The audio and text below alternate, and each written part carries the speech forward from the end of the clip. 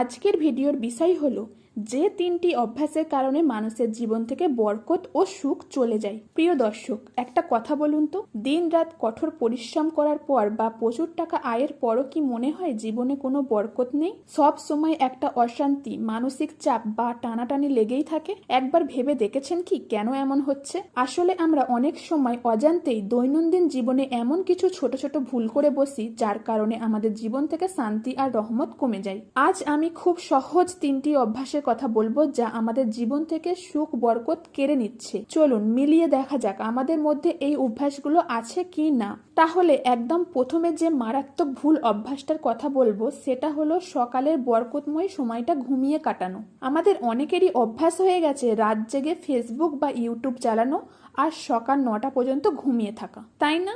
অথচ আল্লাহর রসুল সাল্লাল্লাহু আলাইহি ওয়াসাল্লাম পরিষ্কার বলেছেন, আমার উম্মতের জন্য সকালের সময়ে বরকত দেয়া হয়েছে। আচ্ছা চিন্তা করুন তো, যে দিনের শুরুটাই হচ্ছে বরকতহীনভাবে, সেই দিনে কি কখনো শান্তি বা সফলতা আসতে পারে?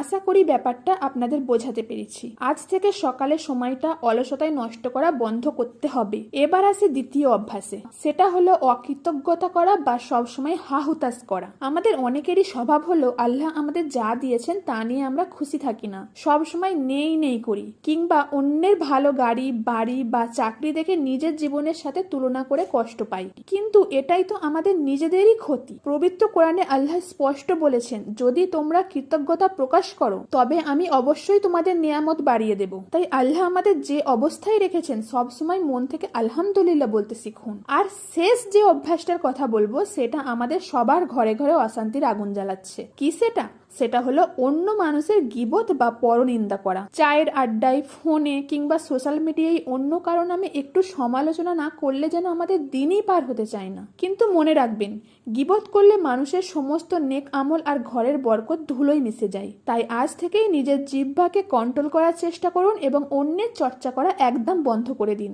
এখানে একটি অত্যন্ত দরকারি কথা আমাদের একটু গভীরভাবে বোঝা দরকার। আমরা অনেকেই ভাবি একটু দেরিতে ঘুমালে বা একটু গীবত করলে এমন কি আর ক্ষতি হবে, কিন্তু আমরা বুঝতে পারি না এগুলো শুধু দিনই অপরাধী না, আমাদের নিজেদের মানসিক শান্তির জন্যও বড় ক্ষতি। মনোবিজ্ঞান বা সাইকোলজি বলে, যে মানুষ ভোরের আলো দেখে দিন শুরু করে এবং নিজের যা আছে তা নিয়ে সন্তুষ্ট থাকে তার ব্রেন বা মস্তিষ্ক অনেক বেশি শান্ত ও ফ্রেশ থাকে। আপনি যখন অন্যকে নিয়ে হিংসা বা পরনিন্দা করবেন তখন আপনার নিজের অজান্তেই আপনার ভেতরের পজিটিভ এনার্জি নষ্ট হয়ে যাবে। তাই নিজের মানসিক শান্তি এবং এই দুনিয়া ও আখিরাতের সফলতার জন্য এই ক্ষতিকর অভ্যাসগুলো থেকে নিজেকে মুক্ত রাখা আমাদের নিজেদের স্বার্থেই সবচেয়ে বেশি প্রয়োজন। তাই আসুন অলসতা আর অবহেলা দূর করে এই তিনটি ক্ষতিকর অভ্যাস আজ থেকেই আমাদের জীবন থেকে দূর করার চেষ্টা করি। মনে রাখবেন, আমাদের নিজেদের অভ্যাসগুলো না বদলালে কিন্তু আল্লাহ আমাদের ভাগ্য বদলে দেবেন না। আল্লাহ তাআলা আমাদের সবাইকে আমাদের জীবন ও পরিবারকে রহমতে ভরিয়ে দেওয়ার তৌফিক দান করুন,